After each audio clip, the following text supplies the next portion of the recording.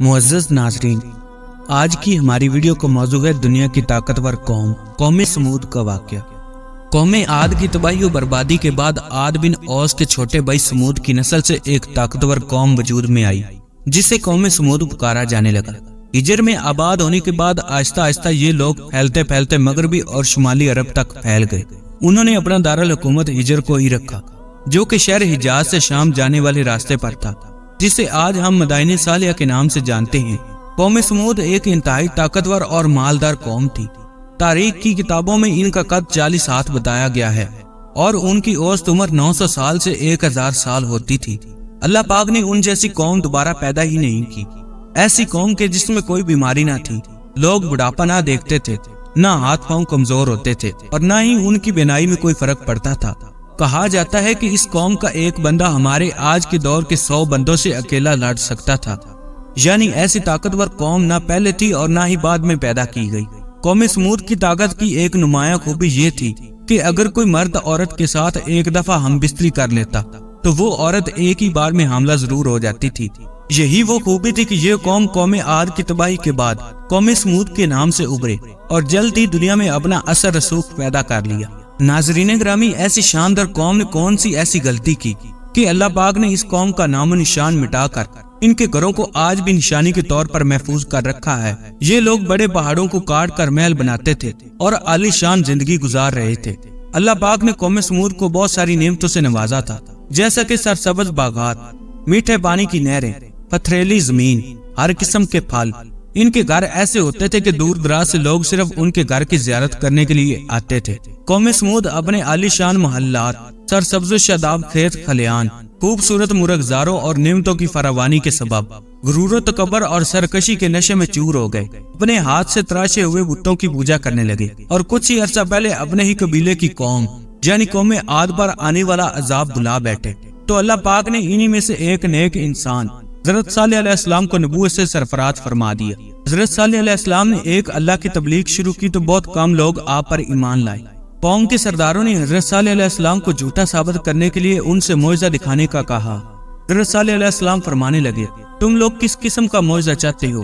قوم کے سردار کہنے لگے، سامنے جو چٹان ہے اس میں سے ایک ایسی اونٹنی نکل کر آئے جو کہ حاملہ ہو اور آتے ساتھ ہی بچے کو جنم دے، وہ ہم سب کے لیے دودھ دے اور وہ دنیا کی سب سے خوبصورت اونٹنی ہو، اس کا کوئی ماں باپ بھی نہ ہو۔ حضرت صالح علیہ السلام نے اللہ پاک سے دعا فرمائی تو ساری قوم کے دیکھتے ہی دیکھتے سامنے پہاڑ سے ایک انتہائی خوبصورت حاملہ اونٹنی نکل کر آئی اور آتے ساتھ ہی اس نے ایک حسین و جمیل بچے کو جنم دیا۔ اونٹنی کے تھن دودھ سے بھر گئے۔ یہ معجزہ دیکھ کر قوم جیسے ہی لاجواب ہو گئی تو کہنے لگے، اے صالح علیہ السلام، یہ تو سراسر جادو ہے۔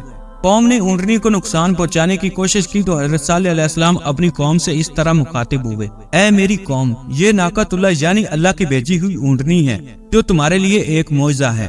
اب تم اسے اللہ کی زمین میں کھاتی ہوئی چھوڑ دو اور اسے کسی طرح کی تکلیف نہ دینا، ورنہ اللہ کا عذاب تمہیں فوری پکڑ لے گا۔ ناظرین گرامی، اونٹنی اور اس کا بچہ سارا دن قوم سمود کے ہرے بھرے کھیتوں میں چرتے اور چشمے کا سارا پانی پی جاتے۔ حضرت صالح علیہ السلام نے پانی کے دن کو بانٹ دیا تھا۔ ایک دن اونٹنی کنویں کا سارا پانی پی جاتی تھی اور دوسرے دن قوم سمود کو پانی ملتا تھا۔ جس دن اونٹنی پانی پیتی تھی اسی دن وہ دودھ دیتی تھی اور دودھ اتنا ہوتا کہ سارا دن اور ساری رات ختم ہی نہ ہوتا تھا۔ کچھ ہی دنوں بعد قوم سمود اونٹنی سے تانگ آ گئی، کیونکہ جس دن وہ پانی پیتی تو اس دن کسی کو پانی نہ ملتا۔ ویسے بھی قوم کے سرداروں نے اونٹنی کو حضرت صالح علیہ السلام کا جادو قرار دے رکھا تھا۔ خیر، قوم صدوق کی ایک طاقتور سردار کی بیوی صدوق نامی عورت تھی۔ اس کی انتہائی خوبصورت 2 بیٹیاں تھیں جن کی عمر 12 اور 14 سال تھی۔ عورت نے حضرت صالح علیہ السلام کے بیٹے کو یہ لالچ دیا کہ اگر تم اپنے گھر میں موجود اونٹنی کو رات کے اندھیرے میں قتل کر دو تو میں تمہیں اپنی دونوں بیٹیاں انعام میں دوں گی۔ حضرت صالح علیہ السلام کی اولاد نیک تھی، وہ اس جال میں نہ پھنسے۔ تو پھر اس صدوق نامی عورت نے پوری قوم میں اعلان کر دیا کہ جو بھی اس اونٹنی کو قتل کرے میں اس سے اپنی دونوں کنواری بیٹیوں کا نکاح کر دوں گی۔ قوم سمود کے 2 جوان مسدہ ابن دور اور کیدار بن سالف دونوں نے مل کر اسی رات کو اونٹنی کو ذبح کر دیا جس رات اس عورت نے اعلان کیا تھا۔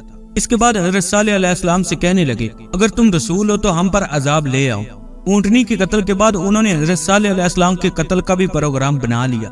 قرآن پاک میں ارشاد باری تعالیٰ ہے، آخر انہوں نے اونٹنی کی کونچیں کاٹ ڈالی اور اپنے پروردگار کے حکم سے سرکشی کی اور کہنے لگے کہ اے صالح علیہ السلام، इस चीज से तुम हमें डराते थे, अगर तुम अल्लाह के पैगंबर हो तो उसे हम पर ले आओ। ऊँटनी को सुबह जब हजरत सालेह अलैहिस्सलाम ने ज़िबा हुए देखा तो आप अलैहिस्सलाम रोने लगे और कौम से कहने लगे कि अब तुम्हें अजाब से कोई नहीं बचा सकता।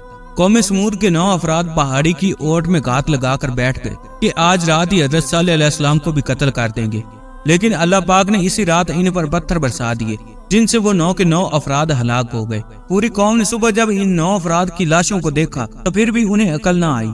फिर हजरत सालेह अलैहिस्सलाम ने कौम से कहा कि अब तुम्हारे पास सिर्फ 3 दिन बचे हैं, जितनी चाहे ऐशो इशरत शराबो शबाब में गुजार लो।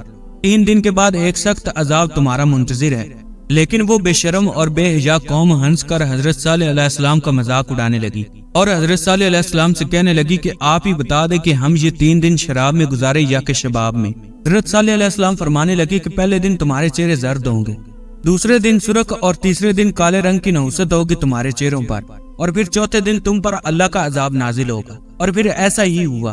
तीसरे दिन जब उनके चेहरे काले हो गए तो कौम समूद डरने लगी कि न जाने अब किस किस्म का अजाब नाजिल होगा। चौथे दिन की सुबह एक जोरदार चीख आसमान से निकली जिससे सारी कौम के कानों के पर्दे फट गए। इनके दिल तो जैसे बाहर आने वाले थे, रूहें जिस्मों से निकलने लगी और चांदी लम्हों में वो जहां जहां मौजूद थे अपनी अपनी जगह पर औंधे मुंह गिर गए और सिसक सिसक कर सब हलाक हो गए। इसके बाद अल्लाह पाक ने एक ऐसा जल्जला भेजा कि इन सब के घर इन्हीं पर गिरा दिए गए।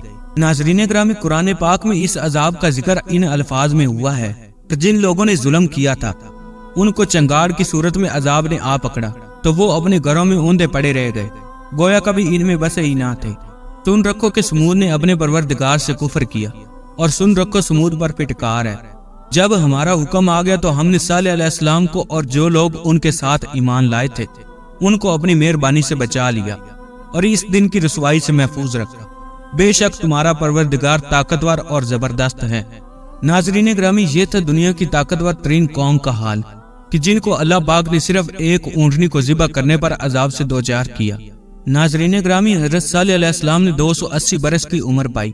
आपकी कब्र मुबारक के बारे में 2 तरह की रिवायत मिलती हैं। एक तो ये कि आपका मज़ार मक्का में है, जबकि दूसरी और मशहूर रिवायत के मुताबिक आपकी कब्र मुबारक नासिक में है। अल्लाह पाक से दुआ है कि अल्लाह पाक हमें इबरत हासिल करने और अपनी नाफरमानी से बचने की तौफीक अता फरमाए।